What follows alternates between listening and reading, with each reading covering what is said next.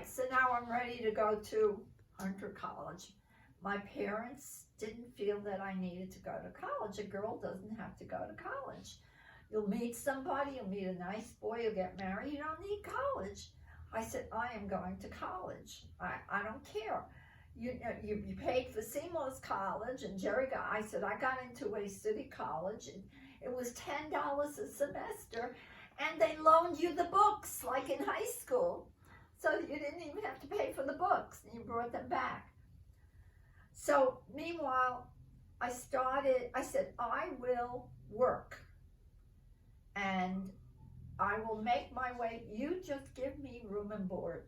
I'll buy my own clothes, I'll take care of my own school, my transportation. Just give me room and board. Okay. So my first job, I was a pianist at a dancing school, not the same one I went to, but a different one. And that was it. I was playing the piano, Chopin and other things like that. And that was for the first year. After that, I was in, I can't think of the word for it, but it was like the college. See, I went to the Mittelschule of the Workman's Circle, and that was through high school. But I took 1 year of their, I can't think of the word, but it's college, their college, part-time. And I had a music director, Michael Gelbart, who asked me if I would like to teach Yiddish music. And I said, yes, I'd love it. So that's how I started teaching Yiddish music. I was in my second year of college.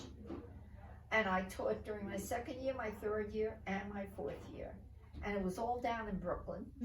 And I used to go from Hunter College in the Bronx when I first started all the way down to Brooklyn by subway. Oh my goodness. Then, what were the subways like back then? They were subways, just like now. Sure. Not as nice, but subways. What subways? But in my third year of college, I went. The first 2 years, they didn't let me go downtown, which was 10 blocks from my house, because I don't remember, there was something that I needed to take that they wanted me to go uptown. So I went to the Bronx at the beginning. But the last 2 years, junior and senior, I was in the Hunter College downtown, which is on 68th Street and Lexington Avenue. And I was teaching down in Brooklyn. The last year that I taught, I don't remember if I was teaching in 7, but it was all part-time, like 3/4 of an hour lesson. I went from school to school in Brooklyn. 7 schools at $9 an hour, or 9 schools at $7 an hour, I don't remember. But I was making $63 a week. And that was a fortune back then. I remember friends were working at Macy's, and full-time and weren't making that much. And at that point, my mother said, you're making a lot of money now, and I think you should. My parents were very poor. I don't know if I brought that out until now. My father was a tailor, and he had a little store on 2nd Avenue. What was it called? Huh? What was it called? Sam's Tailor Shop. And you lived right above. Not at the beginning. Okay. At the beginning, we lived in back of the store, and underneath there was a cellar where a vegetable man kept all his produce, and we all lived in back of the store. And before I was born, when Jerry was a baby, a rat came up from the cellar and bit his toe. That I wasn't. That's a good one. A very good one, yes. Anyway, so then after a while, we moved upstairs, which was, very highlight. But that was also still the cold water flat, etc. And I don't know where I was. Oh, so you're making a lot of money. Yeah. So my mother said, I think there's no reason why you can't just pitch in some? And I said, absolutely. I mean, that was the style then. People were poor and everybody pitched in to help the family. So I don't remember what I was giving her, $10 a week or something like that. But what I didn't know was that she was putting it all away for the day when I would be getting married or whatever to help me out. So she didn't keep that money. She put it in the bank for me. Oh. So, and that's the way things went. And then my music director asked me whether I would like to, I hadn't graduated yet, I was still in the college, whether I would like to work at the summer camp and be the camp pianist at that point. And I said, sure. And the first year I went there, I enjoyed it very much. And I went out with a young man, last name was Zimmerman.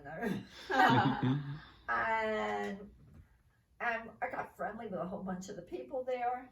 And then it got to be the winter again. And the following summer I went back as a pianist again. And that's where I met your grandfather. And the interesting thing was the people that I had become friendly with. He was there the summer before I was. And then I came, he wasn't there that summer. And then the next summer is when we were friendly with we got friendly with the same people, same group of people. And Joe Zimmerman, and Joe Zimmerman wasn't there that year. And so I sprained my ankles and I couldn't walk up to the casino to play the piano. I was in the infirmary. And finally, Michael Gelbart, the music director, said, Hinde, my Yiddish name, you have to come and play. I can't continue doing the music here without the pianist. So he knew Grandpa because he knew his family, who were, very active in the Jewish community. And so he asked Grandpa to carry me up. You've seen the picture of me over his shoulder, tossed over his shoulder, and carried me up to the casino, and I played. And then, he did that a few times, and I was starting to walk. And then when the summer was finished, he asked if he wanted to take me out, and my birthday was coming up. So, and we were in the casino dancing one night, and the woman behind the counter said, oh, that young man, what a family he comes from. And I thought, oh, they must be very wealthy. Did I know? They were dedicated Yiddishists and socialists and stuff like that. But because his father was very famous at the time.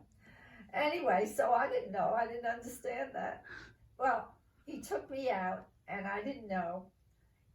Dottie, his sister, had given him tickets to a Broadway show for his birthday.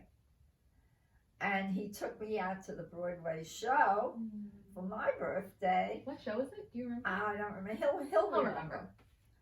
Somebody famous was in it, and I can't think of. I don't know if that was the evening, but we went.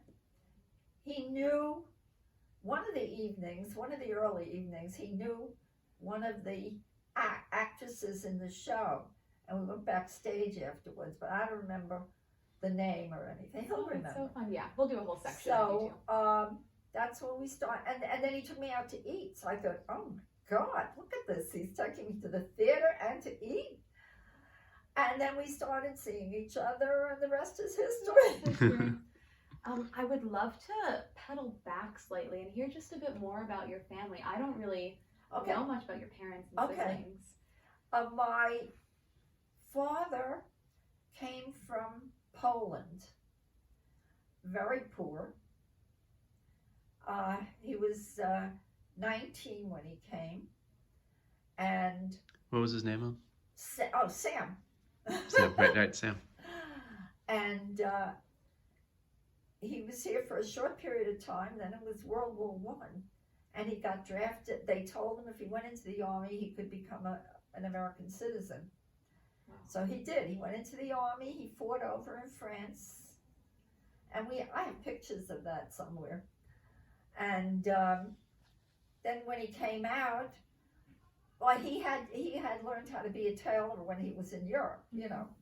And he came out and he went to work for somebody or another as a tailor. And eventually he met my mother, and eventually they opened up the shop. I think he wanted to get her away from her family, which is why he went all the way from Brooklyn to Manhattan. Why did he want to get her away from I don't think he liked her sister too much. Or, Sure. You know, these things happen, you know. She had a sister, Tilly, my Aunt Tilly. Just to give you an example. Please. I remember when we got engaged, Tilly was such a character. Tilly said, whatever Uncle Irving, that was the brother, whatever Uncle Irving gives you for your engagement, I'll go half with him. Half of nothing is... Nothing. Exactly. Oh. Anyway, that was, you know, but my mother's family was my Uncle Irving. My mother was the oldest. Then my Uncle Irving, who I loved, he was a great dancer. And my Aunt Tilly, my Uncle Sidney, and my Aunt Sonia, who was, she wasn't quite with it. What do they call it? AD, whatever it was. She had, I can't think of what it's called. Yeah. ADD. She wasn't quite with it, you know. As a matter of fact, I'll tell you a really personal story. I beg. My mother never told me about anything about life. She didn't tell me about getting your period.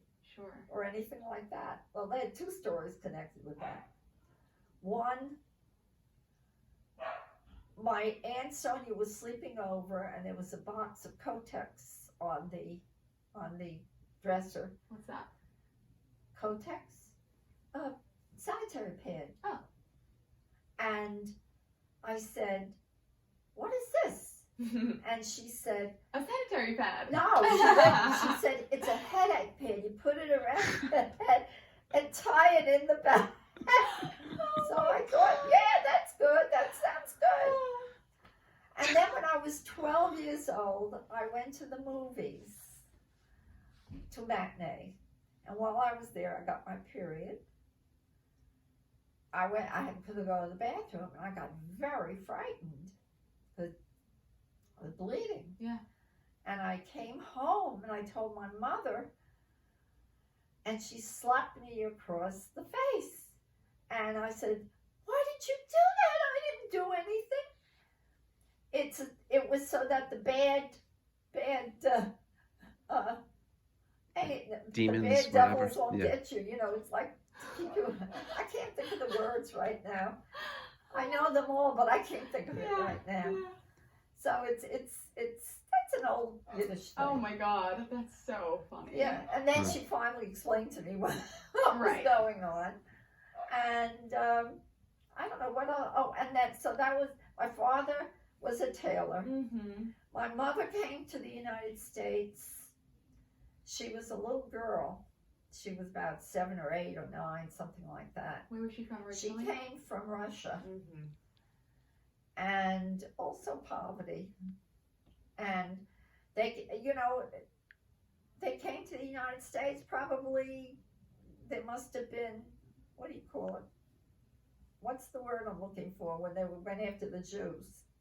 The pogroms? Or the... Pogroms, thank you. There must have been pogroms over there. And so she came with the whole family. And she started school here. And she got up to the 8th grade. And then at that time, they figured that was enough. It was a very poor family. And then she did various jobs and stuff.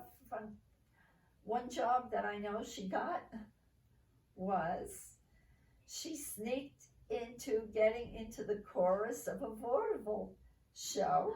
She was one of the girls in the chorus because she never told her parents about it. And her aunt and uncle came to the show one night and saw her there. And that's Very Sally Bowles. Love that. and because she loved to sing and everything like that. So anyway, that was her Those are your biggest parents. story. Yeah, Sure. and then she and my father met. They got married, etc. And eventually they moved to Manhattan, where the store was, and the rest I told you already. Yeah. And what were your brothers like? What was My your brother- relationship with everyone? Seymour and I Seymour was 10 years older than me, and Jerry was 5 years older than me. Seymour was far away from me at that time Sure. when we were at home. Later, when we became more grown up, we became very close. Jerry was a good brother, except he teased me to death. About what? Anything. You name it, he teased me. And I once threw a knife at him, and I was so crazy, and it went through. We have these doors with windows, and it went through. Thank God it didn't go anywhere near him. I just went like that. I think it was just a regular, not a, Like a not butter knife? sharp, Butter knife? Yeah. That's so funny. And he's the one that introduced me to pizza, because then he got to be a good big brother. And he must have been 15 or 16, and I was 10 or 11, and my parents were, I don't know where, on a Sunday. And he said, "Come on, kid, did you ever have pizza?" I said, "What's that?" He said, "Come on, I'll show you." And he took me for my first pizza. That's so sweet. Very. That's great. And they were my big brothers. That's, what can I tell you? And Jerry married Martha later on, and we were not that close, but we saw each other and etc. And Seymour married Edith, and we were very close. Yes. And it went on like that. That was when after we got married. We eventually moved. We first lived. Grandpa and I lived in the Bronx for about a year. Then he went into the army for a couple of years, and so I followed him. And we lived in an apartment up in Massachusetts. And then, and that's when David was born. And then it all starts. Sure. And then I don't know where I was going with this. I lost my. We were just talking about your brothers. Yeah, but I don't remember. Yeah, they were so much older than you. Makes sense. Do you have any questions that are on your mind? Yeah, I was just, Mom, I want to hear about Go for it. why you decided to go back to school as a mom. You were raising the three of us. Oh, and you decided you wanted to get your master's. A whiplash accident in the car. I had two. And we sued for insurance or whatever it was, and somebody really, and so I got a certain amount of money for it. I don't remember how much, but we didn't have much money, Grandpa and I, so I said, this money I'm going to use to get further education, and so I started. Where did I go? FDU. Oh yeah, I started going to Fairleigh because we were in Teaneck, and it was very right close, and I was driving even to Fairleigh. I could still do it, and I started taking graduate courses in psychology, and I didn't know whether I wanted to go into psychology or law. But law, I would have had to go to the Bronx or whatever to go to law school. So I said, it's right around the corner. I've got kids. It'll be more convenient. Yeah. So that's what I did. How old were you? Do you remember about how old you were when you started going Dad back? will be able to tell you. Okay. Yeah. I remember being about maybe 8 years old, so that would be in like mid 70s. Yeah. When you went. And then I went. I took a couple of courses every year, and I finally got my master's degree, and I went to interview for a job in Woodridge, New Jersey as a guidance counselor because I got a degree, I got a master's in psychology with guidance credentials. And the fellow who interviewed me was a man named Lee Faber, and he was one of the few Jewish people in that community in terms of their school district. And he knew about the Workman's Circle and so forth. We had a wonderful interview, and he hired me as a guidance counselor. And I had already done an internship in guidance. I mean, I had plenty of relevant experience. Yes. I'm getting tired, so the words are starting It's to okay. fail. We can wind down shortly, Mom. Okay. Give you a break. Anyway, so he hired me, and I worked there for a lot of years, and then they cut back on personnel, so I was the newest one, so I got let go, and they hired me in Leonia, and I worked there for a year or two. And then somebody retired in Woodridge. I went back to Woodridge, which is where I was really much happier. Yeah. And that was the rest is history. That's great. I just have one more question for you. Yeah. Will you talk about the time you were singing on the radio? Oh, I was a little girl. Yeah. I Yeah. just love that story. Okay. My mother always had wanted to be on the stage, which is why she was in that water thing. And there was a children's program on Sunday mornings. And so I don't know, somehow or another, how she found out about it, I don't know. But she started taking me there, and I think it was probably connected with the Workman's Circle too, probably. Sure. And yeah, I think it was. And so there was a chorus of Jewish children singing Yiddish songs. And finally, after a period of time, I finally got a solo. And so I was thrilled. And so I sang, and it was just wonderful. And when the program was finished, the director said, "Don't leave, we have to talk to all of you.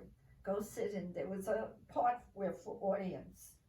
"Go sit in the audience," and I did. And he told us that they had shut off the show in the middle because there was a bombing in Pearl Harbor.